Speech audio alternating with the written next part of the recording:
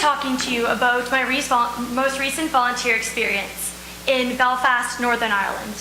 Last February, I traveled to Belfast with 12 other students from St. Mary's to facilitate conflict resolution workshops at Protestant and Catholic elementary schools.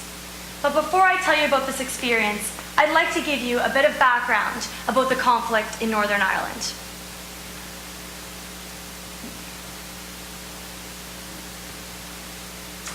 Centuries ago, Protestants, or Unionists, thought that Northern Ireland should remain a part of the United Kingdom. Catholics, or Nationalists, thought that Ireland should break ties with the British and form their own country. Eventually, a civil war led to the division of the country. The 26 counties in the south became what is now known as the Republic of Ireland, and the 6 counties in the north became what is now known as Northern Ireland. This division resulted in civil unrest and violence among the Catholics and the Protestants in the north. In the late 1960s, the Protestant and Catholic power struggle continued. The conflict during the 60s, the 70s, and the 80s became what is now known as the Troubles. Bombings and violent attacks targeted politicians, soldiers, and innocent civilians. Thousands of people were killed. Fortunately, in 1998, an agreement was reached. This agreement was later referred to as the Good Friday Agreement. General Jean de Chastelain, a Canadian and a St. Mary's University honorary degree recipient, played a crucial role in this agreement, in the implementation and formulation of this plan. His work eventually led to the disarmament of many paramilitary groups and a relatively stable Northern Ireland. The number of violent incidents and deaths in Northern Ireland has decreased dramatically, due in part to increased efforts to integrate peace education into schools and communities. The future of Northern Ireland ultimately rests in the hands and the hearts of the children and youth. Those same children that I described to you from Malvern Elementary School. Today, I would like to discuss the 5 steps of my journey. First, the preparation and the goal. Let's call this empathy and the great big moose. Second, the arrival. Let's call this the eye-opener. Third, the classroom. Let's call this roll up your sleeves. 4, the lesson. Let's call this hope. And 5, the reward. Let's call this my good fortune.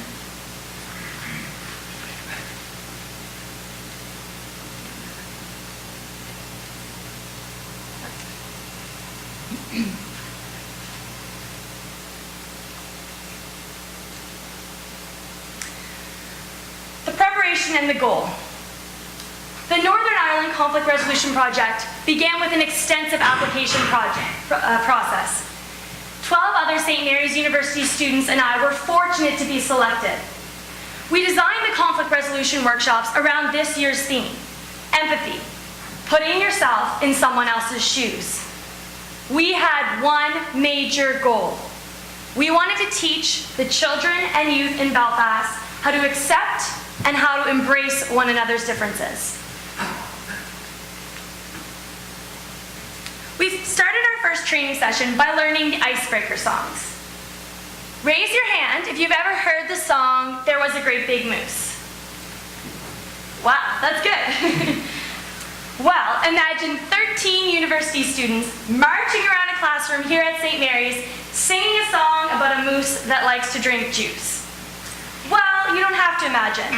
In a few minutes, I'll be showing you a video which demonstrates that these workshops were the key. This song was the key to delivering the perfect workshop. It essentially allowed the students to remain relaxed, making them more likely to share their thoughts and experiences with conflict. Another activity was called the conflict escalator. We wrote and performed a series of skits about bullying, name-calling, and other challenges facing students. we asked the students to identify when the conflict was moving to the next level of the escalator. For the older students, we had an activity called Cross the Line. We would ask the students to step over a line if they have, for example, ever been called a name or ever been the victim of violence. This activity demonstrated that we are often unaware of the hardships endured by others. After weeks of preparation, we set out to deliver the workshops at Cornwallis Junior High, Oxford Junior High, and Joseph A. McKay. I was so impressed by their level of participation. The students were eager to provide feedback and suggestions on how we could improve our workshops. We continued to practice in the months leading up to our departure for Northern Ireland. I had spent 3 summers volunteering at the IWK and had facilitated goal-setting workshops for youth in Spryfield. With all of this training and this experience working with children, I was ready for Northern Ireland. Or so I thought. I would soon discover that I had so much to learn about the challenges the children of Northern Ireland face every day.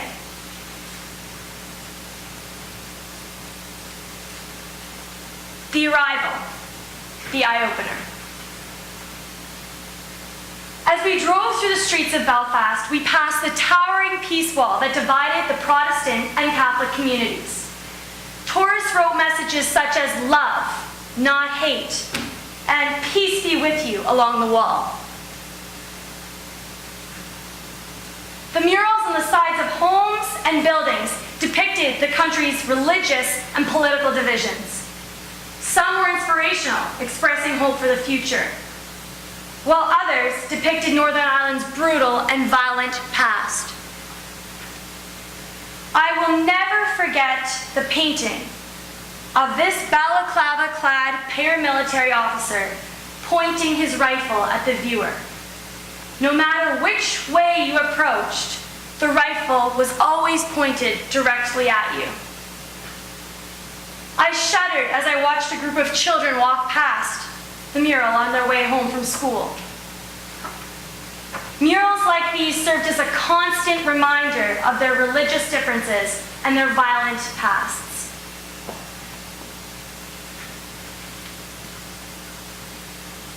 Within the first few days of my visit to Northern Ireland, I quickly realized how privileged we really are to live in Canada. One morning, as I was eating my breakfast, a police officer announced that he would be searching the cafeteria. He came up to me and asked me if he could look under my table for explosive devices. This is reality in Northern Ireland. And after experiencing this reality, I can assure you that I feel very fortunate to live in one of the world's safest countries. The classroom. Roll up your sleeves. The time had come. After months of training, we were finally starting our workshops in Belfast. My first stop was Malvern, that same Protestant elementary school I mentioned earlier. We walked into the first classroom and the principal introduced us to the class. Following her introduction and a series of quiet hellos from the children in their charming Irish accents, the teacher asked if anyone had any questions. A red-headed girl with freckles in the front row raised her hand shyly and asked, "Is Justin Bieber your neighbor?" This was the first, but certainly not the last time that we would be asked about Justin Bieber. I never thought I would see the day. The Bieber had officially replaced the beaver as Canada's national symbol. In our brainstorming activity, the children were eager to share words they associated with conflict. There was a significant difference in the answers from the Irish children compared to the Canadian children. Canadian children used words like disagreement, argument, bullying. The children in Belfast contributed words such as guns, killing, protests, and gangs. Based on these answers, it was clear clear that the children in Northern Ireland had witnessed significantly more violence than the Canadian children.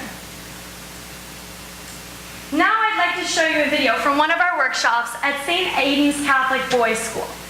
Before I begin the video though, I should mention that this school is in one of the more violent areas of Belfast. One child lost his father a year ago due to violence, and another boy's family has received multiple death threats.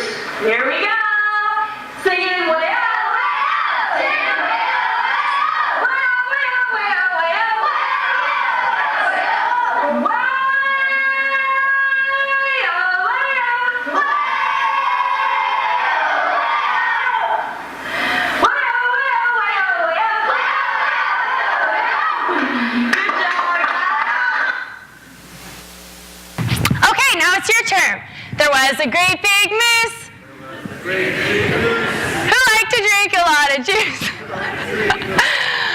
Do you want to keep going? No, we'll leave it there, guys. As you can see from the video, these children are so positive despite the hardships they have endured. The workshop the following day was much anticipated. For the first time, Protestant and Catholic children would be brought together, and we would be facilitating activities for the combined group. I had expected that problems might arise, but I soon learned that my prediction was wrong. I would tell you how inspiring this day was, but I would prefer to show you with the following photos.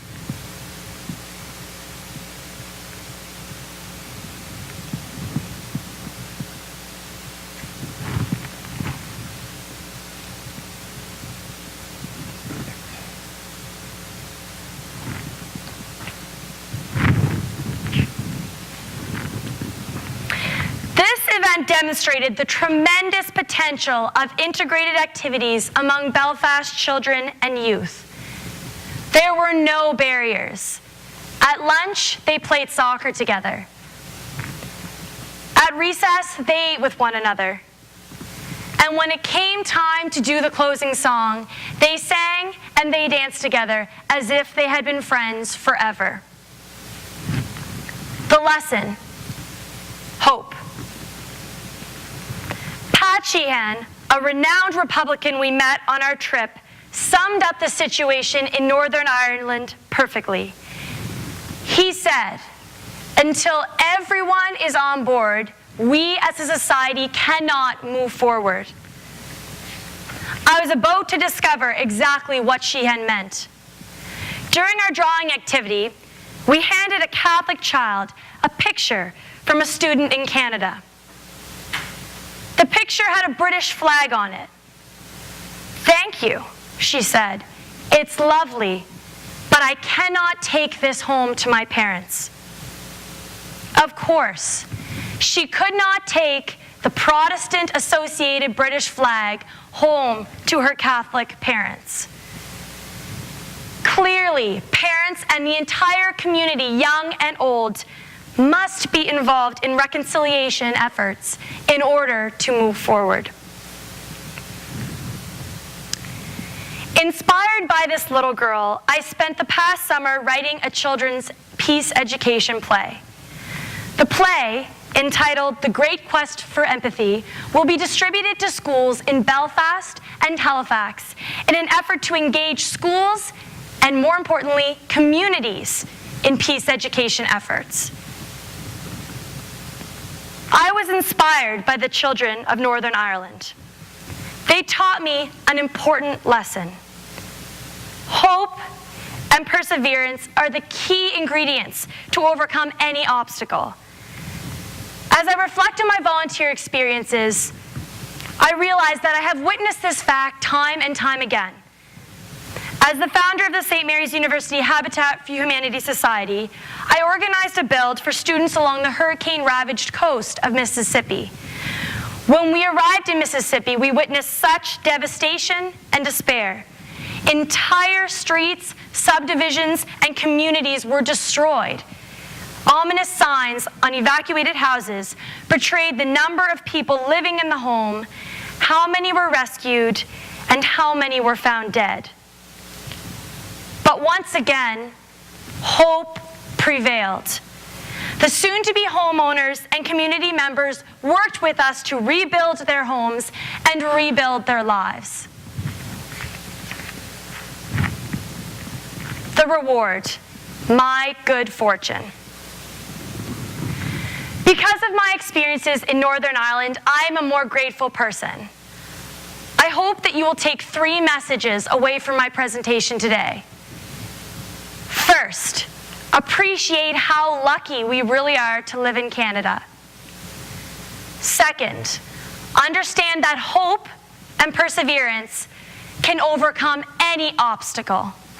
Third, appreciate the importance of volunteering.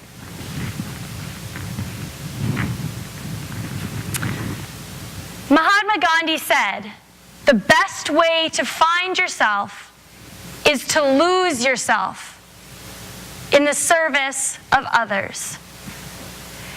As students, I know that your time is precious. Balancing schoolwork, extracurricular activities, working, and of course partying, and the list goes on. However, I encourage you to take a few hours a week to lend a hand in your community and abroad. Not only will you positively impact the lives of others, but you will also learn so much about yourself. Thank you.